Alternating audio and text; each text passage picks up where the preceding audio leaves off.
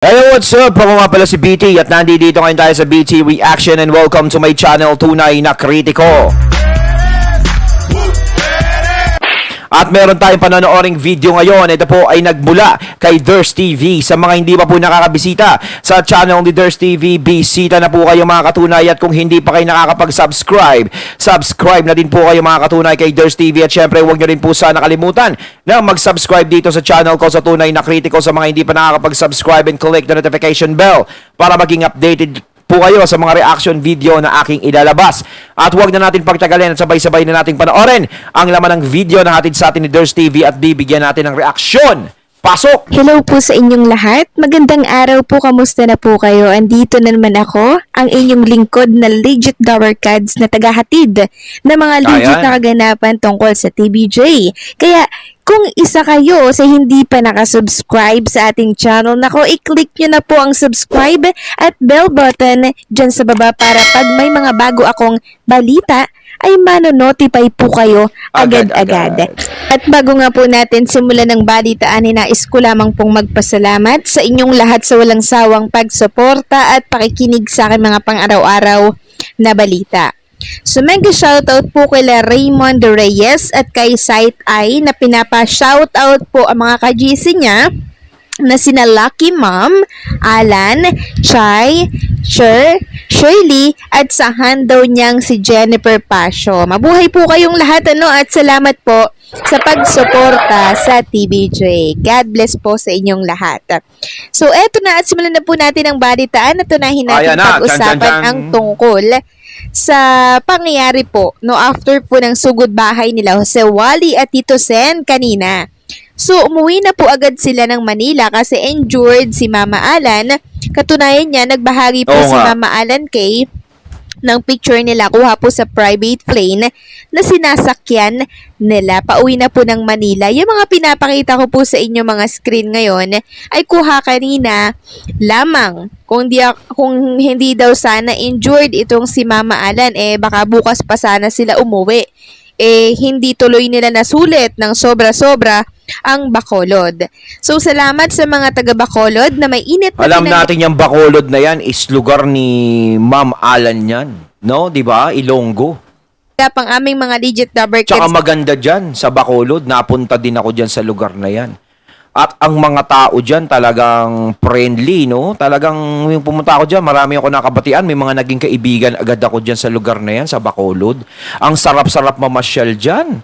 Kasi na-stay ako dyan ng mga 1 week. Tapos dyan ako nakatikim ng native na manok. Yung tinitinola talaga. Tapos yung live, yung talagang doon na kinakata yung manok. Tapos yung dugo niya, parang yung inaano sa timba. Nako. Tapos gagawing yung tinola na may dugo. Pero mas masarap talaga mga katunay, yung tinola na native, no? Kaysa yung manok na 'di ba? Kayo mga katunay, comment lang kayo, anong mas masarap? Yung manok na binibili niyo sa palengke na yung natural lang o yung native? Para sa akin kasi native, ang sarap-sarap itinola no? Pagkain na pinag-usapan natin dito. Dyan kahapon at ngayong araw, sana ay muli po silang makabalik dyan upang maghatid ng 1,100 tuwa. Samantalang narito naman po ang ads count ng iiti kanina for October 21, 2023 po, no? Na kung saan ay mas mataas po ang ads count nila ngayong araw kumpara po kahapon. So, ang total ads po ay 123 lang naman. So, sa gap 3, bakit sa gap 3? So, sa gap 3, gap 1 to 33 TB odds. Sa gap 2, 34 TB odds. Sa gap 3 po, 35 TB odds. And sa gap 4, 23 TB odds. Dami, no? Grabe, no? Hindi na po bumababa ng 100 TB odds ang nakukuha nila everyday. So, pero nakikita ko yung mga commercial na yan, mga katunay. Sa tingin nyo, libre sila dyan, no? May supply kaya sila dyan sa mga nagko-commercial sa kanila, yung mga advertiser na yun. Takin mo kung buy Jessic, no? Libre ka, buy Jessic. Tingin nyo, bumibili pa sila. No? Lalo na yung McDonald's, no? Kung gusto mo mag-McDo, ako to, nasa E80 ako. Parang gano'n, no? Sarap! Kung gano'n, di ba, syempre, kahit na, alam naman natin, kahit na sabihin ng advertiser sila niyan, minsan, baka magbabayad din sila kasi negosyo. Pero, tingin ko, tingin niya mga katunay, libre kaya yung ganyan. Nakikichismis na ako, chismoso ako eh. Tuwa lang kasi syempre, pag tumataas po yung ads count nila, mas marami po nilang matutulungan, mas marami po nilang may ibigay na papremyo sa mga televiewers nila. And syempre, malapit na po ang Pasko, marami po nilang may ibigay na tulong sa mga taong supporters nila, no? Samantalang ito naman yung commercial duration po nila. TV5 ads po ay 6 minutes and 9 seconds. Ang endorser TV ads naman ay 34 minutes and 21 seconds. So, total of 40 minutes and 30 seconds. So, umabot pala sila ng 4 gap, ano? Kung susundin natin yung 450k per minute ng ads count nila, nasa 18 million ang kita po nila ngayong araw. Ngayong araw lang po yan, ano? So, maghahati pa po sila dyan ng Media Quest. 49.51 po ang hatian po nila. Kaya magiging kalahati sa sobra yung mawawala po dyan sa 18 million na yan, di ba? So, Pero ang laki pa rin yan. Grabe. Kung araw-araw ganyan ang kinikita mo, 18 million, araw-araw. Naku, no? Mapapasana all ka na lang. malaki pa din yun. Kaya naman, congratulations sa E80 family dahil deserve nyo ang lahat ng ito dahil wala din kayong humpay sa pagpapasaya sa aming lahat. Samantala, pag-usapan naman natin ang tungkol po kay Atasha Mulak na kung saan may nakita ako at nabasa po ako sa Twitter na pinupulaan siya. Ang dating po ay gusto niyang maalis si Atasha dyan sa E80 at simahan na lang daw po dapat ang binalik. Kung hindi lang din daw ganon kagaling kay Maine Mendoza, yung bagong host, bakit pa daw kumuha ang TVJ Production ng bagong host? So, grabe po siya kay Atasha, no? Dahil hindi masyadong nag-i-improve daw si Atasha, yan ang rason niya. So, babasahin na lang daw yung spiel, hindi pa daw magawa ng tama. Ngayon, magre-react lang po ako sa sinabi niyang ito. Ayan, si Josh TV. Si Atasha po, bago pa lang siya. Kailangan niya po mag-adjust pa, no? Hindi lahat pare-parehas ng development, no? Hindi lahat pare-parehas ng pag-adapt para mag-improve. Kung nababagalan siya kay Atasha, magantay siya. Huwag sanang ikumpara si Atasha dito kay Maine Mendoza dahil malaking insulto yun. Huwag tayong mamersonal hanggat maaari. As long as nagagawa naman po ni Atasha yung mga nakaatas sa kanya, okay na po yun. Huwag nating siyang paghanapan ng wala sa kanya kasi kusa yan na nade-develop. Huwag natin siyang i-pressure. Si May naman, alam naman natin, iba ang priority na niyan ngayon. Di habang buhay, nasa 80 po yan. Kaya meron na po silang pinasok na bagong host. Hindi yung pag may mawawala lang, tsaka sila kikilos ang production. Hindi po ganon. Ayan tayo naman magbibigay ng comment dito, ng reaction natin, ng komento natin. Yan yung sinabi na si Atasha, parang walang ganyan, parang ganyan lang. Alam nyo, unang-una, no, hindi kukunin ng TVJ. Lagi naman tayong paulit-ulit dito eh. No, sasabihin natin yan. Ang TVJ, hindi kumukuha ng magiging co-host nila yan, no, na ilalagay sa kanilang programa kung hindi nila yan nakikitaan ng potensyal. No? Siyempre, may potensyal lahat ng iba't ibang tao na nandiyadyaan. Unang-una, siyempre, nakita naman natin, sa panlabas, napakagandang bata. Siyempre, hindi tayo magtataka. Anak ni Aga Mulak, anak ni Charlene Gonzales. No? Hindi ka magtataka kung bakit napakagandang bata talaga.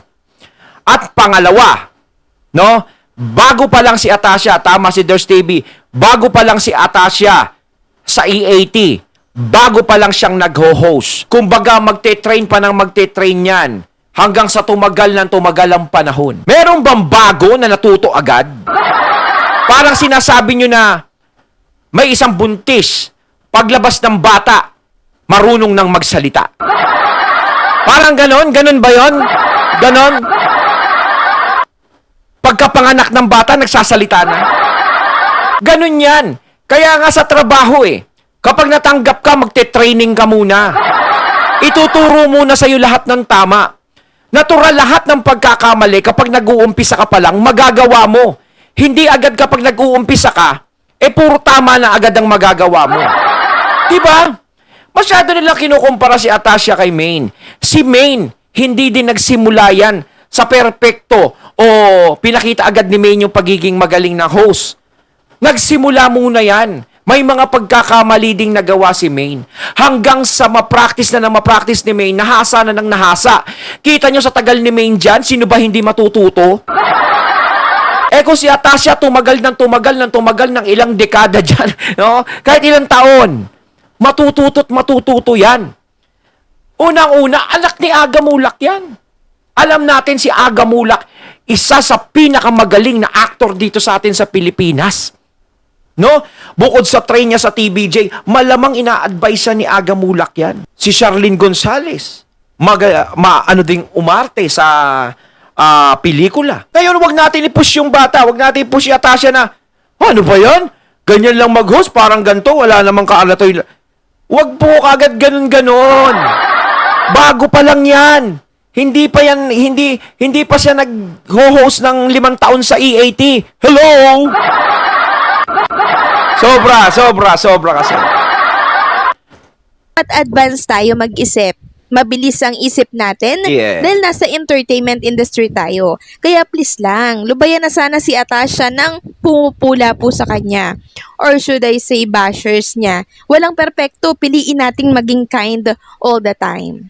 Samantalang pag-usapan naman natin ang tungkol po kay Zombie na kung saan ay bali 2 days na po siyang hindi nakikita dyan sa sugod bahay. So, simula Friday hanggang Sabado. No, simula po nang nagpunta po sa Bacolod, sila Tito Sen, Mama Alan, Jose and Wally, hindi na po nakita itong si Zombie. So, marami po ang nagtatanong kung bakit wala siya sa sugod bahay. Ang iba iniisip na inalis na ito sa sugod bahay. So katunayan niyan, trending po ngayon si Zombie sa Facebook kasi marahil maraming nagtataka, maraming nagtatanong kung bakit wala siya at hindi siya nakikita sa EAT. May ilang naghahanap doon sa kanya sa Bacolod dahil nais po nila itong makita, pero bakit daw wala ito? So pag tinatanong din po itong si Zombie sa comment section ng mga post niya dyan sa FB, hindi niya po ito sinasagot. Parang nilalaktawan niya lang po yung mga katanungan na yon. At nang bisitahin ko nga po yung kanyang page, busy pala itong si Zombie. May business siya dito at may taping. Gumagawa din siya ng mga video pang content niya po sa Facebook. Sa madaling salita, busy po si Zombie. Pero, ayan na! Busy si Zombie sa mga nag-iisip na tinanggal daw siya sa EAT. Hello, yan, BC. Capital BS, BC. Parang malaki requestas lang tayo. No, hindi rin tatanggalin ng EAT yan. Dahil hindi rin kukunin si Zombie kung walang silbi yan. Tandaan nyo yan. Ganito na ako magsalita, rektahin na natin. Diba? Hindi kumukuha ang TVJ nang walang maitutulong at hindi nila nakikitaan ng potensyal. No? Si Zombie nakitaan nila yan. No, sa pagpapatawa. Kita mo nga parang imahe nga siya ni Blackjack. Parang nabuhay si Blackjack sa kanya. Pero si Zombie is nagsisimula pa lang din yan. No, kung yung sinasabi kasi ng iba, parang ang layo pa ni Zombie sa ganito, parang ano naman si Zombie, parang ganito. Bago pa lang din yan si Zombie. Kaya wag din i-pressure si Zombie diyan. Ngayon kung sinasabing kaya na wala si Zombie kasi parang walang kalatoy-latoy yung ginagawa ni Zombie, sus ko. Ang TVJ kapag humawak yan, alam nila yan. Ang TVJ, lahat ng hinawakan yan, lahat ng dumaan sa kanila, nag-success. Diba? Walang bumagsak. Alam natin yan, simulat sa pulpa. Kaya si Zombie, naging busy lang yan. Kita nyo, yung marami siyang ginagawa ngayon. Napapanood ko nga yung mga vlog ni Zombie. Ibig sabihin nun, ay tinanggal na po siya dyan sa EAT. May ibang buhay din po syempre, itong si Zombie, hindi lang sa EAT umiikot ang mundo niya. Okay? Yung 2 days sa Bacolod lang ang wala siya. pinalitan lang po muna siya nila Tito Sen and Mama Alan. So sa Lunes, makikita po natin si Sarap, Zombie sa oh! EAT, okay? Kaya wag na sanang mag-alala yung iba dyan na baka tinanggal itong si Zombie. So i-relax lang po natin ang ating Relax lang, isipan, relax okay? lang, mga Nagpapahinga lang po si katunay. Zombie ng 2 days. Kaya bigyan na po natin yun sa kanya. Pahinga na niya yon yung 2 days na yon kasi buong week naglalagari siya dyan sa EAT. So why not bigyan naman natin siya ng pahinga nang sa ganun ma-enjoy niya naman yung buhay niya sa labas ng EAT. Ayun, at ating natunghayan ng video na nagmula kay Durs TV. Ayan yung mga kasagutan kung bakit nawala si Zombie. Masyado siyang busy. Ayan, pero mapapanood din natin si Zombie sa EAT, no? Mapapanood natin yan. At hindi basta-basta mawawala yan. Kaya yung mga chismis na mawawala si Zombie, hoy! Malabo yan. Kayo mga katunay, comment na po kayo sa comment box kung ano masasabi nyo. So once again, I'm BT and I'm out. Peace.